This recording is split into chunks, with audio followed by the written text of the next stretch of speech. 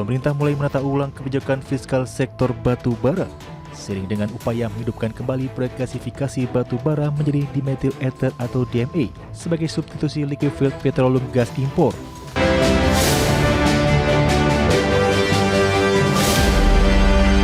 Merampungkan regulasi bea keluar komoditas batu bara sebagai bagian dari upaya optimalisasi penerimaan negara dari sektor sumber daya alam.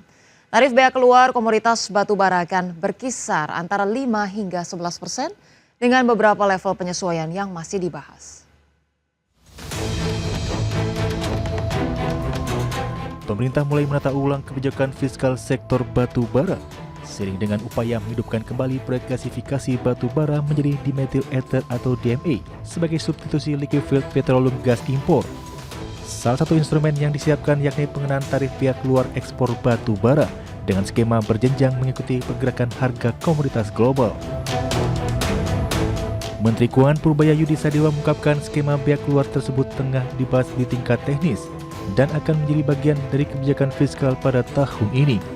Tarif yang diusulkan berada pada kisaran 5% hingga 11% tergantung level harga batu bara di pasar internasional. Meski demikian, Purbaya menegaskan besaran tarif final belum ditetapkan lantaran peraturan presiden sebagai payung hukum kebijakan tersebut masih dalam proses penyusunan dan masih menyerap masukan dari para pemangku kepentingan. Tarifnya udah ditunjuk Kak, udah dikaji-kaji juga sih. Oh udah Kak, tarifnya udah kali, cuman putusnya berapa masih belum, masih ini kan masih diundangin ya. Antara 5, 7, 8, cuma 7, 8 apa 11 Sambil jalan ya Mas. ada berapa level? Sambil jalan ya. Pak. Kebijakan bea keluar ini dipastikan tidak dimaksudkan untuk menekan industri, melainkan menciptakan keseimbangan antara penerimaan negara, stabilitas sektor hulu, dan dukungan terhadap agenda hilirisasi.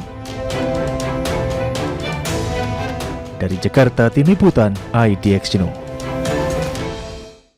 Kita awali dengan informasi pertama pemirsa terkait dengan Presiden Prabowo Subianto menginstruksikan agar ketahanan energi nasional ditingkatkan dari 21 hari menjadi 3 bulan. Guna merealisasikan target tersebut, pemerintah berencana untuk membangun fasilitas penyimpanan minyak baru. Presiden Prabowo Subianto menginstruksikan agar ketahanan energi nasional ditingkatkan dari 21 hari menjadi 3 bulan. Arahan tersebut menjadi salah satu dari 4 fokus kebijakan energi pemerintah. Menurut Menteri SDM yang juga Ketua Harian Dewan Energi Nasional, Bahlil Lahadalia, ketahanan energi menjadi perhatian Presiden lantaran saat ini ketahanan stok bahan bakar minyak nasional baru mencukupi untuk 21 hari, sedangkan standar internasional berada di level 90 hari. Guna merealisasikan target tersebut, pemerintah berencana membangun fasilitas penyimpanan minyak baru. Selain ketahanan energi, fokus kebijakan energi ke depan juga meliputi kedaulatan energi tanpa adanya intervensi pihak lain, kemandirian energi, dan swasembada energi. Kita tahu bahwa ketahanan energi kita hanya 21 hari, dan ini kita akan up menjadi 30 hari, menjadi 3 bulan, dan ini pasti kita akan membangun storage. Yang berikut adalah kemandirian energi. Kita tahu kita hari ini masih impor BBM kurang lebih sekitar 30 juta lebih kiloliter baik solar maupun bensin. Dan yang keempat itulah swasembada. Pasti kami akan melakukan bertahap dan akan tujuannya pada akhirnya adalah swasembada.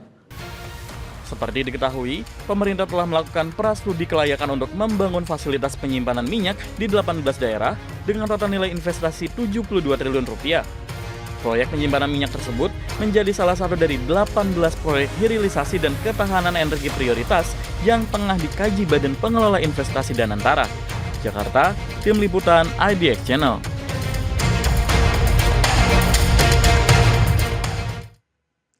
Pemirsa Kementerian ESDM akan menerbitkan 313 izin atas wilayah pertambangan rakyat baru untuk tahun 2026.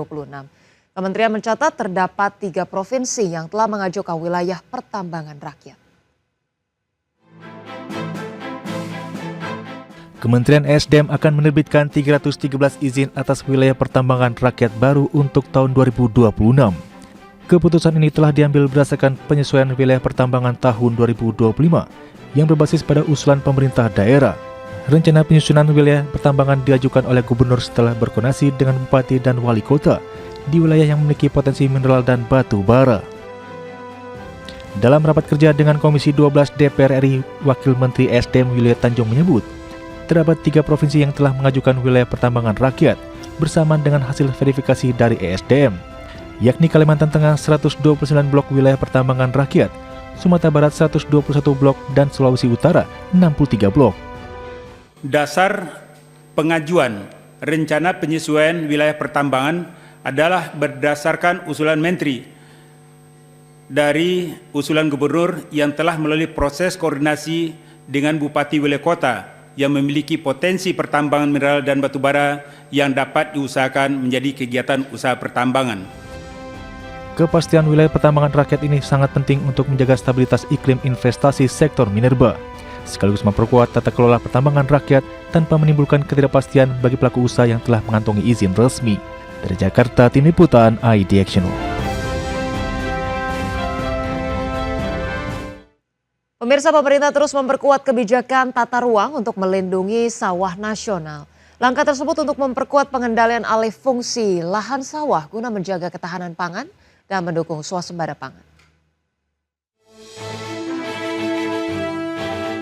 Menteri Agraria dan Tata Ruang atau Kepala Badan Pertanahan Nasional Nusron Wahid menegaskan, pemerintah terus memaksimalkan penguatan pengendalian alih fungsi lahan sawah guna menjaga ketahanan pangan dan mendukung swasembada pangan.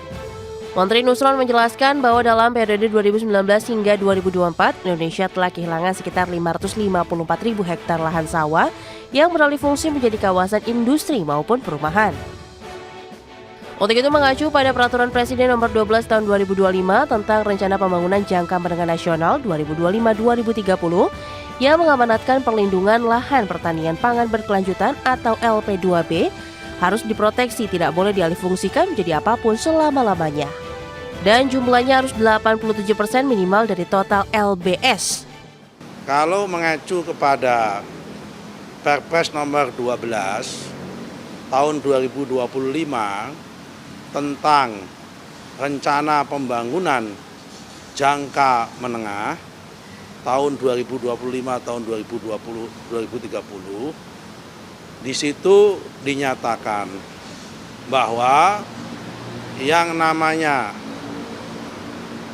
lahan sawah yang masuk kategori LP2B, yaitu lahan pangan dan pertanian berkelanjutan, yaitu lahan sawah yang harus diproteksi, tidak boleh dialihfungsikan menjadi apapun selama-lamanya, itu jumlahnya harus 87% minimal dari total LBS. Nusron menambahkan pemerintah berkomitmen untuk memperkuat kebijakan tata ruang dan pengelolaan lahan guna melindungi sawah nasional sebagai aset strategis demi ketahanan pangan dan kesejahteraan rakyat. Dari Jakarta, Tim Liputan IDX Channel.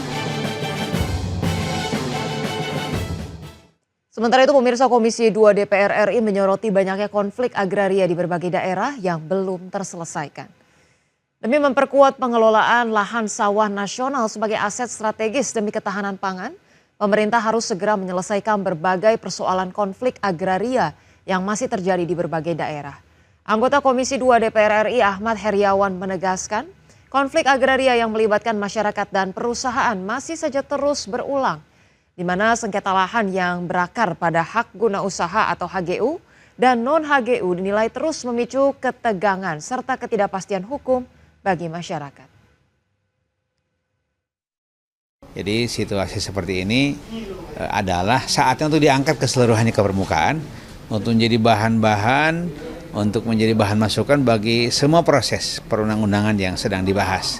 Baik itu nanti diselesaikan satu persatu dalam konflik per konflik atau diselesaikan dalam bentuk regulasi, sehingga ke depannya kita insya Allah tahun 2026 mulai pembahasan, 2027, kalau 2027 kemudian ada semacam kesepakatan bersama, ada one map solution terkait dengan penataan kawasan, pemetaan Indonesia.